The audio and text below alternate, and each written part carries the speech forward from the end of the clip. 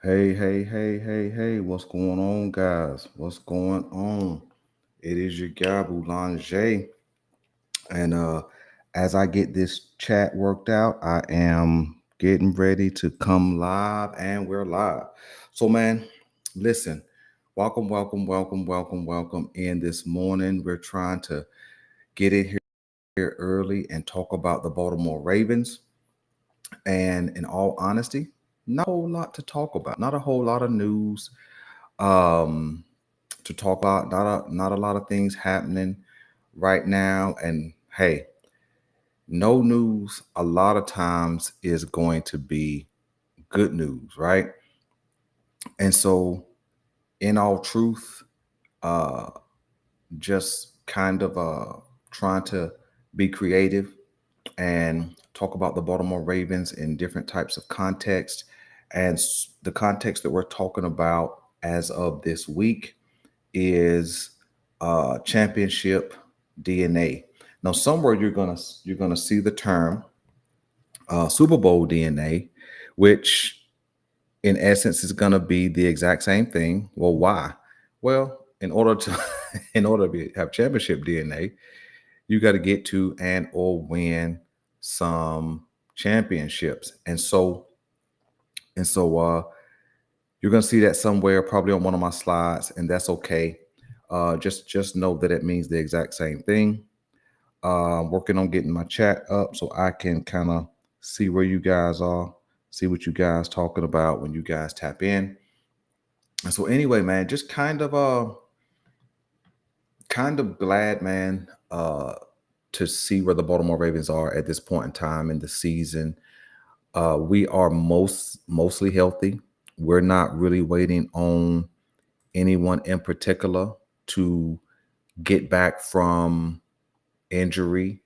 The biggest injuries from last season at the end of the season was Zay Flowers. Of course, we all know he could not participate in the divisional playoff game or even the wild card round. And so, although we dominated the Pittsburgh Steelers, we definitely could have used him. We definitely could have used him in that um, Buffalo Bills game. But at the end of it all, man, we fared fairly well. You know what I'm saying? We did fairly well in the second half, and I think that it will put us in position to just be better as we get into this year.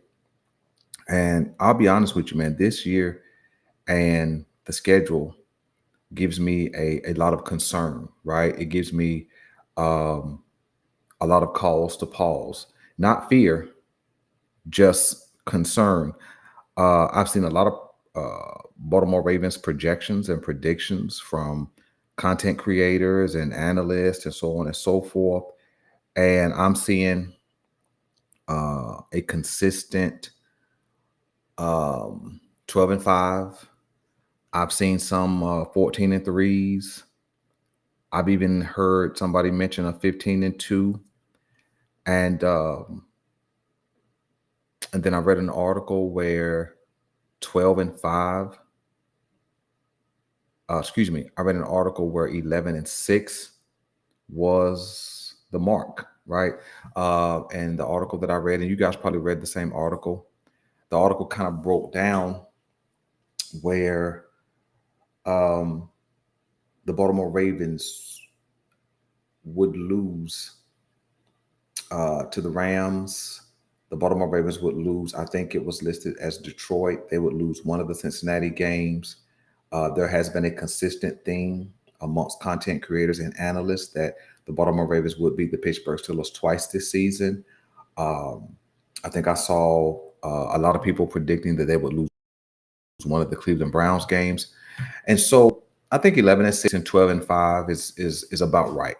Not that I'm no expert in any of that. I just think that based on what we've seen from the Ravens over the last couple of seasons, where we've been heavily involved in the playoffs, I still think there are some things we need to tighten up on in order to get to the playoffs, not the Super Bowl, but get to the playoffs, and then perform well in those playoffs. There's a couple of different times over the last couple of seasons, playoff wise, where we would get to the playoffs and then we wouldn't be the best version of ourselves. 2023 and 2025, the Baltimore Ravens played some really dominant offense. Um,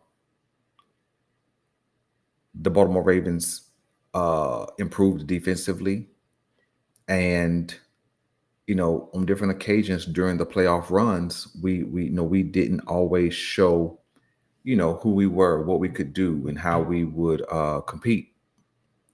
And and I think that speaks to championship character, right? Um, what I teach and train my clients when it comes to character is that character is really one of the most sustaining things that we possess, right? Doesn't matter how much money you have, it could take a sickness, an injury, an unforeseen act of God, and you could lose it all, right?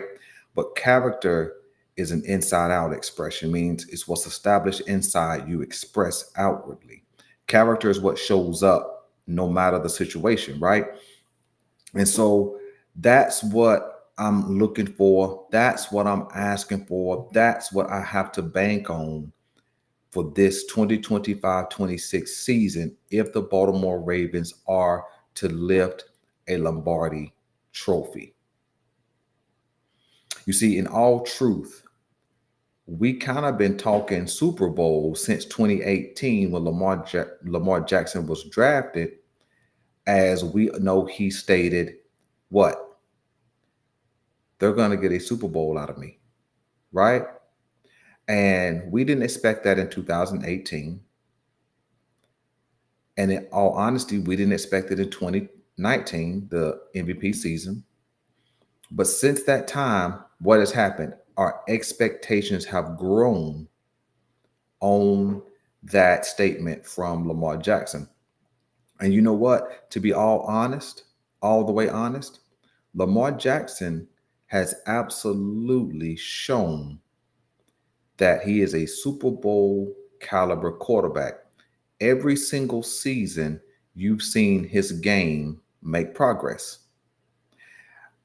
Even up and through the contract dispute, right? What happens after he get his contract? He goes out and wins the MVP. And we didn't have the best, and I'm saying we as a collective, not just him, but we did not have the best playoff performance, right? I've heard people say we played great in the Houston game. We did not play great in the Houston game. We played great in the second half. We did not play great in the AFC Championship. Come to this season, we played great against Pittsburgh, but we did not play great against Buffalo. We did in the second half. And so we seem to have this on and off switch in Baltimore sometimes that doesn't allow us to be our best selves. You see, in the playoffs, we need to have that switch flipped on. I don't know what to call it. I don't know what to call the switch that the Baltimore Ravens need to have on at the time that we step into the playoffs. Not step into the wild card round, not step into the divisional round game where the competition is raised, not when we step into the AFC Championship or we need to flip the switch at that point. No, no, no.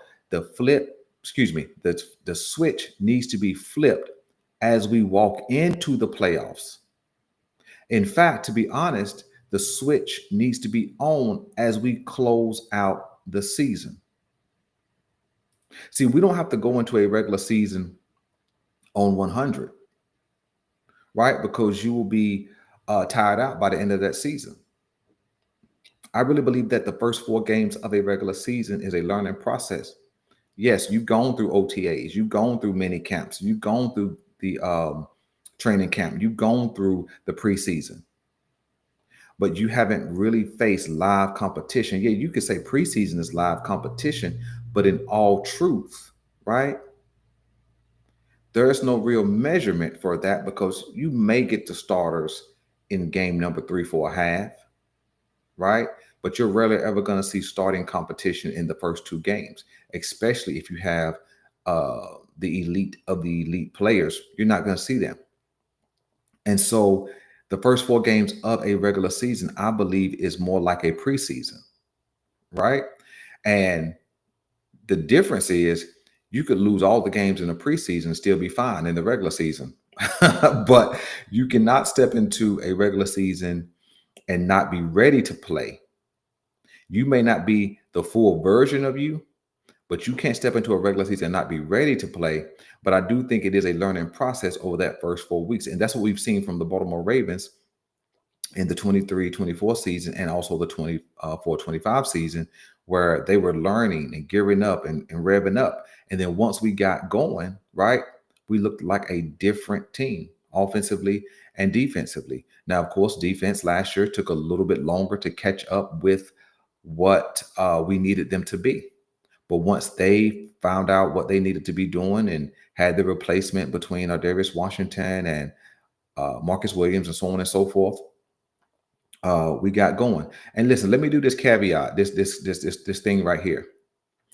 Please, please, please, please stop with the conversation, the rumor, the possibility that Marcus Williams could make a return to Baltimore. I've heard a couple of different people mention that. I don't know where that buzz comes from. I don't know where that rumor comes from. I don't know if it was just talk. Someone had an idea and they just kind of put it out in the course of content, or if that's a real rumor that stems from a credible source. Either way, man, please, let's let that die. If it's a real idea, let's let that die as well. Do not bring Marcus Williams back. We cannot bring Marcus Williams back. We've already paid him nearly $70 million. We've already done that. And in his 3 years in Baltimore, it was filled with injury. And when he was available this past season, it was inconsistent, even to the point where he had to go to the bench. So what's the benefit? Are we saying that because Darius Washington went down, that we now need to take a step back and consider Marcus Williams? Certainly not, especially when there's other guys on the market who are still available to help out at that safety position. Guys like Julian Blackmon, who's still available unless he got signed between last night and this morning. Guys like Justin Simmons, Diggs, all of those guys are still available. We don't have any evidence that Marcus Williams could make a return and be any type of productive. We just don't. So if that's a real rumor, let's let that die. And if it's just an idea from somebody, let that go. All right. So championship DNA, Super Bowl DNA. We started this conversation earlier this week, and I really just kind of started it out with kind of the question, do the Baltimore Ravens have it, right? And we kind of looked at the roster as it's currently constructed, and nobody on this roster other than Kyle Van Noy that I can think of, nobody in the top 53 has Super Bowl DNA. Nobody that I can think of. I know Nelson Aguilar from a couple of seasons ago, well, from last season, actually. He had been in a championship with the Philadelphia Eagles, won one. And so, but I don't know if he was integral enough. I don't know if his voice was credible enough to say, okay, let's see what Nelly has to say as it pertains to what it takes to get over the hump, a mindset, a focus. What do we need to do? What does our preparation need to look like? See, I don't know if um, I guess you can call it status, right? I guess I guess you can call it status, right? I don't know if his status was viable enough to be heard or be followed or be heeded, right? And then Calvin Noy, I think he is an integral part of this Baltimore Ravens team. I do. I do believe that with his time with the Patriots uh, makes his voice heard. I think it makes it viable. He was able to watch Tom Brady operate. He was able to watch Tom Brady lead. He was able to see how Bill Belichick ran things. He was able to see all of those things. And so, I think his voice definitely would be more credible than a Nelson Aguilar. This is not to bang on Aguilar at all. It's just, you know, it's just what's true, right? And um, so I'm not sure if they're able to kind of be a catalyst for any kind of transition, any type of leadership, any type of let's get behind what these guys are saying. I don't know if Nelly from last year and or Cal Van Noy have a credible enough voice. Credible for Cal Van Noy in the context he's actually won 2 championships, I believe. But I don't know if his status speaks loud enough to say, okay, this is a dude that we can get down with, right? This is a guy that we can follow. This is a guy who can help lead us, even if it's just on the defensive side of the ball, or to make it even more narrow, even if it's just the edge rush room, right? I don't know if Cal Van Noy's voice has enough substance, cachet to be a catalyst for a transition in mindset. So let's look at some characteristics. We're going to review the ones we talked about on Monday and Tuesday, and then we'll get into what we need, I believe, to win a Super Bowl. So let's get into it. So, Super Bowl DNA or championship DNA. Either way, man, it falls and hits the same way. And so the first thing we talked about on Monday was mental toughness, right? And when we talk about mental toughness, like what I said was, or how I explained it was, you develop mental toughness, right? Nobody's born with it. That's like you heard the statement sometimes, they're just born a leader. That's not true. Nobody's born a leader. You develop leadership. You develop leadership skills. You develop that mentality to be a leader. Nobody's born a leader, right? And same thing with mental toughness. Nobody's born mentally tough. You develop mental toughness as you perform under pressure, right? And sometimes what we've seen from the Ravens is a lack of mental toughness from the coaching level on down to the player level, right? We've seen some questionable calls in difficult moments, high leverage moments in games, and even more specifically, the playoffs, right? So mental toughness is something that a coach has to have. Yeah, he's not on the field playing, and I know we've heard and made that commentary that players play, coaches coach. But if the coach is behind the controls, right? Then as he's coaching, he's ultimately aware of the game situation. He's aware of the time on the clock. He's aware of, or should be aware of, the down and distance. He's aware of what needs to happen right before the half. He's aware of what needs to happen after the half, right? As far as if you're going on offense or defense, he's aware of it's 4 minutes left and uh The other team kicks a field goal, and now it's your turn to figure out what you're going to do. You're down by 4. You need a touchdown. What's the best mode of operation? Do you want to go full blown hurry up? Do you want to just go quick pace, or do you want to run your traditional regular paced offense? All of those things, the coach has to have a level of mental toughness to be able to navigate. And so sometimes in those high leverage moments, we have not seen the coaching staff from the Baltimore Ravens put the players in the best situation to win. Again, I'm not banging on the coaches. What I'm talking about is mental toughness. When you get to the players, let's say the coach is putting you in the best situation possible. He's calling a great game plan. Mental toughness comes into play when, okay, you threw a pass on second down, you picked up 5 yards, now it's 3rd and 5. What is the best uh play that you can execute, right? If the play is called and it's a screen pass, right?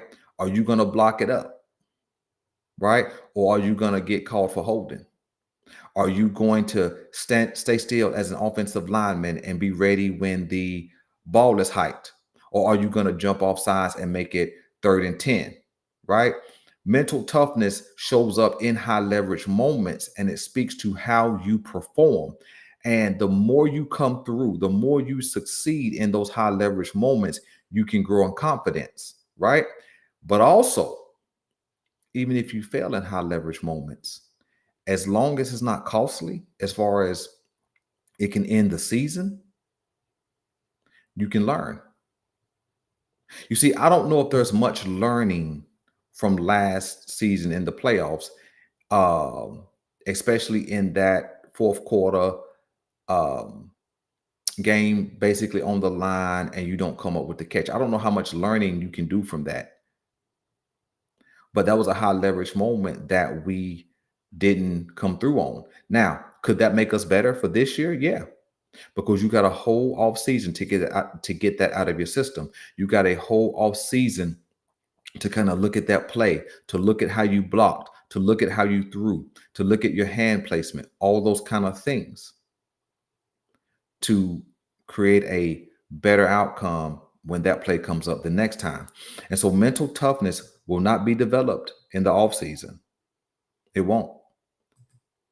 It'll only be developed when games are on the line. And with the gambit of teams that we play, you can't come out of this season without being mentally tough. So I don't have an expectation that the Baltimore Ravens show up in the playoffs and not be ready to roll. All right.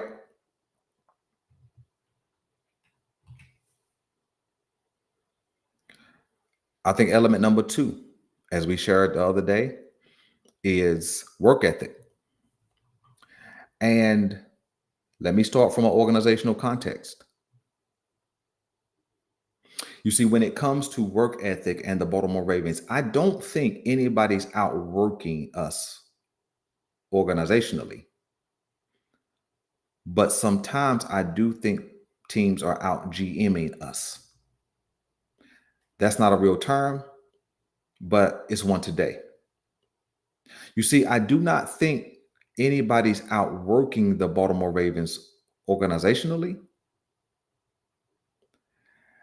And so, work ethic from an organizational context, I think, is appropriate. I don't think anybody's outworking us from a coaching standpoint. But I do see at times, and I mentioned some players where it doesn't seem like the work ethic is all the way there. You see, there's guys, I won't mention them by name in this video, but there's guys who seem to stay injured. Now, hold it. How are you injured and you ain't ever really playing? That don't make sense to me. How are you injured all the time and you're never really being contacted like that? Or you playing very rarely and you're still getting injured? So I wonder, is the work ethic there with training and diet and uh, regimen. I wonder, you know, you haven't really seen some guys take the next step. And I wonder, is it a work ethic thing? Again, I'm not calling anybody out, but there is some players on this team where sometimes you don't even really know if they played in the game, right? You know, as far as inactive and active for a game, they were there, but sometimes you don't even see that they made an impact. They don't register anything in the box score. They don't, their name is never called on the telecast of, creating some pressure or making a good block or making a good whatever, right? Making a good play. You never hear some of these players' names being called. And I just wonder, is it work ethic? So again, I don't think people are outworking us from an organizational standpoint, out GMing maybe, but not working. I don't think that teams are outworking us from a coaching context, out coaching sometimes maybe, but there is some times where it looks like we're getting outworked, and that speaks to work ethic. And so, as we continue to create this list of character traits or DNA traits, we have to go to a team first focus, right? This is something that is probably the most disruptive force for a team trying to win a Super Bowl is when you have a me guy. And there's plenty of opportunities for a player to be about me, right? To be about themselves, especially when it's a contract year and you haven't got your money yet, especially when you're coming off your rookie deal and you've been balling and you need that extension. And so you think about holding out. See, I didn't say selfish. I said me. So when a guy wants his money, I want him to get paid. I know that a team can't pay everybody, but when a guy needs his money, I want him to get paid, especially if he's earned it on the field. But sometimes that can be a derailing factor, right? When a dude is in a contract dispute and he starts talking about holding out, and then what does the media instantly do? Let me start sticking the mic and camera in other players' faces and asking them about the other dude's contract dispute. Or what do you think about the player holding out? And what do you think you'll be missing if he doesn't play? So it definitely can create a distraction. The other context for me is on the field.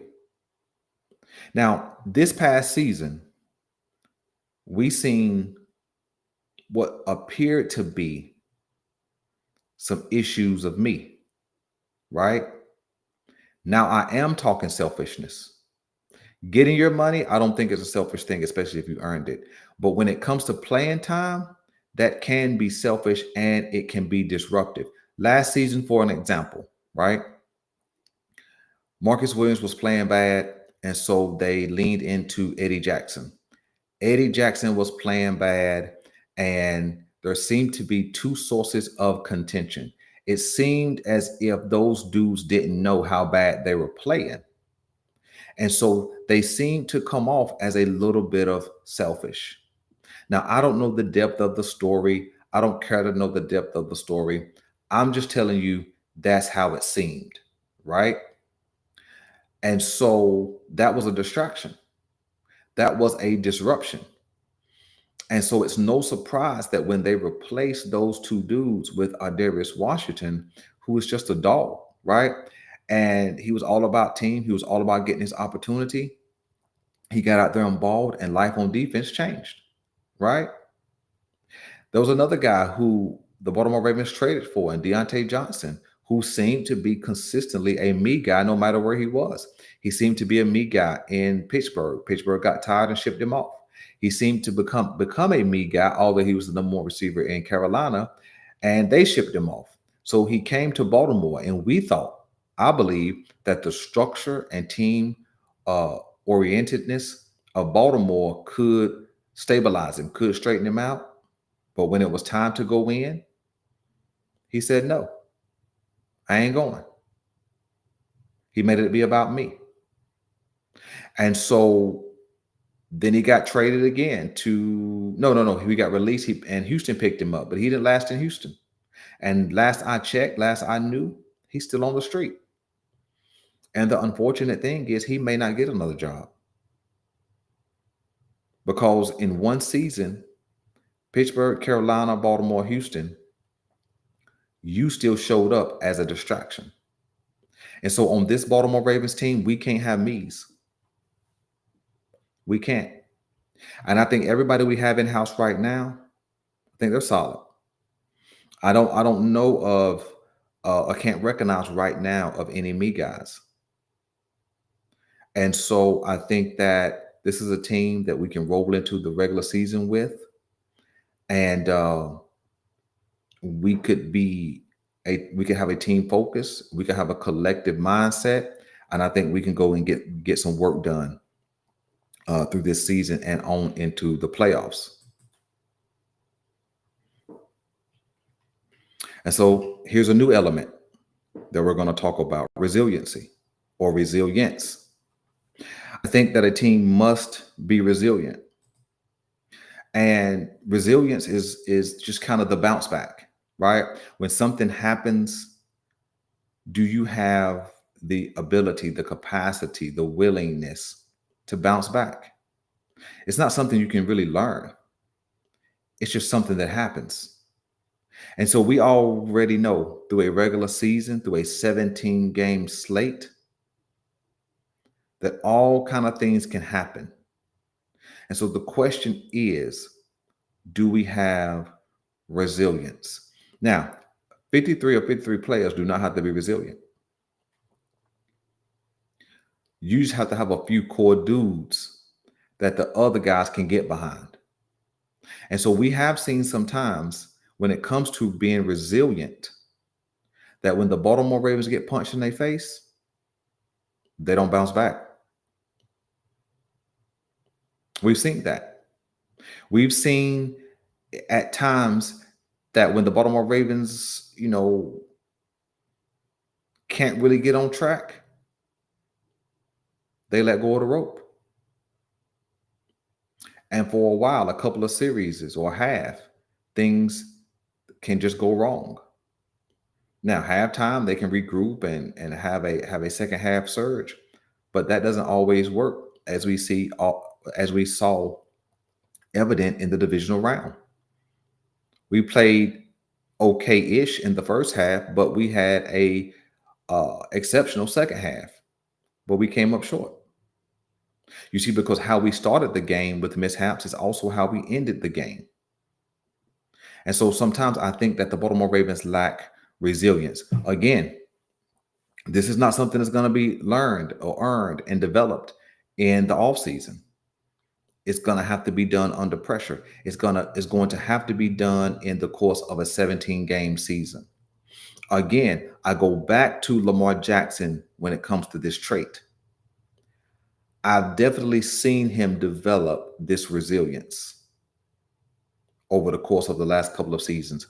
I've seen him have a bad moment, not many, but have a bad moment and just go right back to work. I've seen him have a bad play or a bad series and just gets right back on the field and go right back to work. I'm watching this guy grow up right in front of us. I'm watching him exhibit these character traits. But now these traits have to begin to spill over into the rest of the crew. Again, it don't have to be with everybody, but a couple of dudes who Lamar can depend on also have to have this resilience. And you've heard me say this before. There is a strong link between Lamar Jackson and Isaiah Likely. I'm not saying he doesn't have a connection on the field with other players, but it's pretty evident at this point that Lamar Jackson and Isaiah Likely can just get it done. A lot of those big make it happen plays that Lamar Jackson pulls off, where he's pressured in the pocket, he has to escape and look down the field and elude a rusher. When he lets that ball go, a lot of times it ends up in Isaiah Likely's hands. And you're seeing that trust be developed for Isaiah Likely. We saw a play where Isaiah Likely caught the ball against the Pittsburgh Steelers, and I think it was right before the half. He caught the ball, he fumbled it, turnover, and I think it took points off the board for us and put points on the board for them. But it didn't cause Lamar Jackson not to trust him, because you saw over and over again he would still go to Isaiah Likely when things would break down around him. And so I'm seeing this resiliency being developed between or in Lamar Jackson, but also in Isaiah Likely. And so hopefully we can just keep that thing going, keep building, and that will begin to spill over into some other dudes for sure. All right. That's character trait number 4, or DNA trait number 4. Let's go to number 5. All right. Discipline. Now, this is big for us. This is big for us. If we're going to be a Super Bowl winning team, a championship contending team, we have to be disciplined. And really, this is the easiest one of the character traits. You see, because work ethic has to be proven out in production and in effort. Mental toughness has to be developed under pressure. Resiliency is only shown after things go bad for you. A team first focus, right? Sometimes if I'm already a selfish person by nature, sometimes it can be hard for me to focus on the team. But trait number 5, discipline, is something that the Baltimore Ravens must have, and it is the easiest characteristic of a championship team to establish. Because discipline is established from what you're taught, from what you're coached, and it turns into what you produce. The Baltimore Ravens were the most undisciplined team last season by far. In big games like the playoffs, we showed some undisciplinedness. In regular season games, for 17 games, we showed a level of being undisciplined. And I don't believe that that's what they were coached. I don't believe that's what they were taught. But I think their undiscipline was tolerated. What? Yeah. You see, it's just like raising children of sorts. You teach and train them for the course of 18 to 21 years. And then at some point they move forward and start their young adult lives, right? But through the course of that training and that teaching, right? You tell them to clean up their room, and you show them how to clean it up. You show them what you expect. You show them how to make the bed. You show them how to put their clean clothes up. You show them how to sweep or dust or whatever it is, whatever the chore is, to make sure that room is clean. But if they don't replicate it, right? And you just overlook it, and you just tell them the same thing over, you need to clean your room up. Well, I told you. Well, I told you. Well, I told you. If you don't bring in discipline to establish discipline, you're going to get the same results. And for 17 games plus 2 playoff games, you saw undisciplined ball from the Baltimore Ravens, which says to me some of it was tolerated.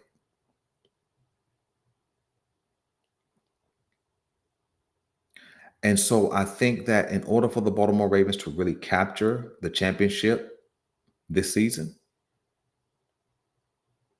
discipline has to be established this offseason.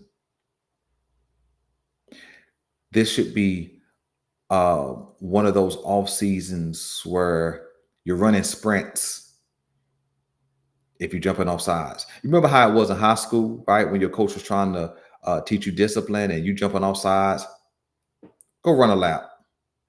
And you come back and get in the play and you do the same thing, go run another lap. And so sometimes you had more lap time than you had actually practice time. You run the wrong route, drop the ball when it hits your hands, you miss a tackle.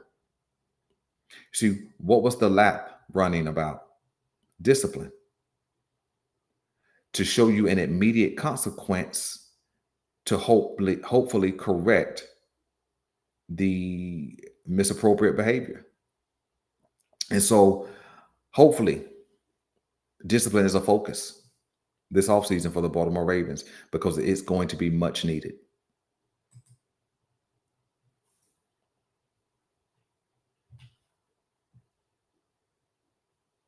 Accountability.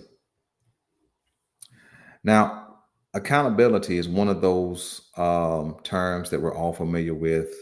It's one of those things, motivational speakers talk about, life coaches talk about, mental health professionals talk about, government officials talk about, parents talk about it. Accountability. But what is it? Accountability is when I accept responsibility, not just for what I do, but for what I also don't do. You see, am I showing up on time for practice? Am I studying? Am I watching film? Am I training? Am I rehabbing when I need to rehab during the regular season? Am I uh, disciplining my body? Am I uh, focused? Am I hanging out late, getting in trouble? Am I drinking and smoking? All those kind of things. You see, because all of those things I'm accountable for, what I do and also what I don't do. And so when it comes to the Baltimore Ravens, we've seen this on numerous occasions. We've seen when the Baltimore Ravens go out and they don't perform as well as they should. We see John Harbaugh walk to the podium, sit down, and have the same kind of conversation he has in every loss. Well, we could have coached better. We could have played better.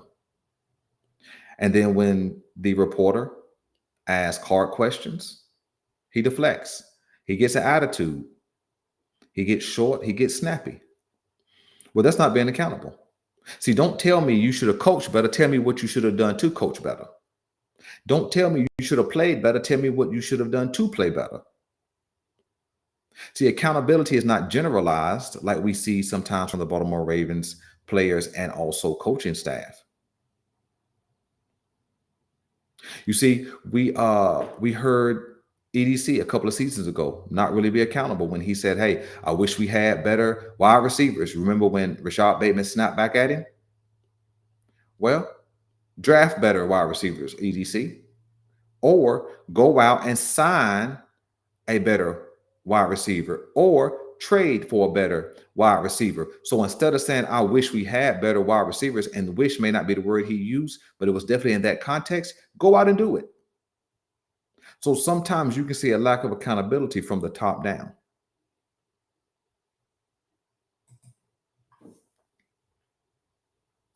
And I think that it's one of those things that has troubled us. It's one of those things that have costed us. And the last character trait I have to be uh, included in championship DNA or Super Bowl DNA is consistency.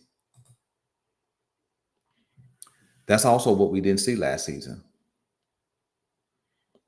I don't think you can see much consistency in the early season because again, you're trying to establish what yourself, figure out who you are, what you should be doing, what you shouldn't be doing, what plays work, what plays don't work, who to put in, who to take out, who to sit, who to start, all those kind of things. But once you find that version of the team, that's what you should stick with. But when it comes to being on the field, make the plays you're supposed to make. And then don't make the plays you're not supposed to make. It's not a fact that every offensive lineman is going to have 100% block in every game. It's not so. It's not so that every running back is going to rush for a first down every time he touches the ball. That's not so. It's not a fact, or possible rather, that a quarterback completes 100% of his passes. That's not possible. It's not a fact or possible that a wide receiver will catch every ball that touches his hands. That's not possible. But consistency is possible. Am I doing what I've been taught and trained to do? Am I doing what I've been coached to do? Am I doing what I know to do? Right? Am I in the right place on this pass route concept? Did I make the right pull? Did I make the right read? See, being right is the evidence of consistency. It doesn't mean the play is going to come out like you planned for it or hope for it, but being consistent is doing the right thing every time, even if the play doesn't go the way you expected it or wanted it to. And so sometimes when it comes to the Baltimore Ravens, we're not always consistent. And that's what we saw last season as well. Because when you're undisciplined, it's going to mess with your ability to be consistent. Right. And so let's close out right here. So, when it comes to our core, right, offensively, we have some guys we're 100% going to lean on. Derrick Henry, Lamar Jackson, or let me say it this way, Lamar Jackson, Derrick Henry, Mark Andrews, Isaiah Likely, Ronnie Stanley. I think those are your core guys. Tyler Linderbaum. I think you can throw Zay in there, right? And just because I didn't mention a guy, it doesn't mean we can't depend on them. But when I say core, these are the guys who have played at or are still at a Pro Bowl level. So you expect those Pro Bowl level players to produce as such. Doesn't mean that they're going to be in the Pro Bowl again. It just means that you expect a level of discipline and consistency and accountability and work ethic and mental toughness and a team focus. And on defense, there are some dudes you just are going to depend on. Marlon Humphrey, Roquan, Kyle Hamilton, Metabike, Kyle Van Noy. And in like fashion, just because I didn't mention them doesn't mean they don't have what it takes. It just means those are guys you're going to lean on. And so, do the Baltimore Ravens have championship DNA? Well, from last year's evidence, the 19 games, and that's a large body of work. For 19 games, if I'm asking, do the Baltimore Ravens have championship DNA? Do they have it in them to produce what it takes to win a championship? From a 19 game sample size, you have to say no, not right now. Some of the elements of DNA, championship DNA, will only be developed during the season under pressure. Some of the things like discipline, accountability, and consistency can certainly be established in the off season. But if you put all of these 7 elements together, the Baltimore Ravens have the talent and I believe the coaching to earn themselves a spot in Santa Clara, February 2026, to be in the Super Bowl. So listen, man, that's what I got for you guys, man. I'm your guy, Boulanger. I will catch you guys again tomorrow, and I'm out.